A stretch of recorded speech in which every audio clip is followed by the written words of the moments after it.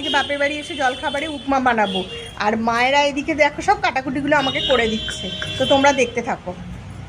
মায়েরা সব সবজি কাটছে আর উপমার জন্য আমাকে পেঁয়াজ, তারপর গাজর এগুলো সব কেটে কুটে দিচ্ছে। তো দেখো মায়েরা সব কাটতে বসে পড়েছে, কাকিমা আর মা। আমি বাদামটা প্রথমে ভেজে নিচ্ছি, এরপর সবজিটা ভাজবো। বাদামটা ভেজে প্রথমে তুলে রাখবো। আমি পেঁয়াজটা দিয়ে দিলাম,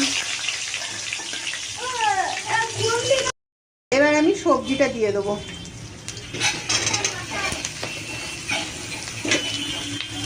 হয়ে গেছে, এবার সুজিটা দিয়ে দিই। অনেকটা হচ্ছে, 2 প্যাকেট সুজি তৈরি করবো, পরিমাণে অনেকটা।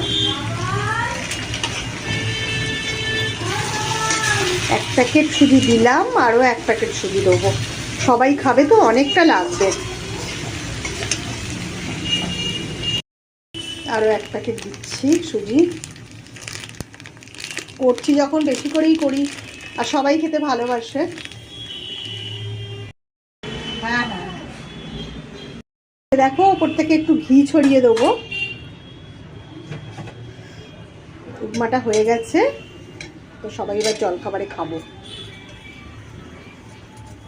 বাদামটা ভেজে রেখেছিলাম, এটা ওপর থেকে দিয়ে দিলাম, ব্যাস রেডি। জাস্ট মিশিয়ে নেবার পালা, আর খেয়ে দেখি কেমন হয়েছে। কেমন হয়েছে খেয়ে বলতে হবে।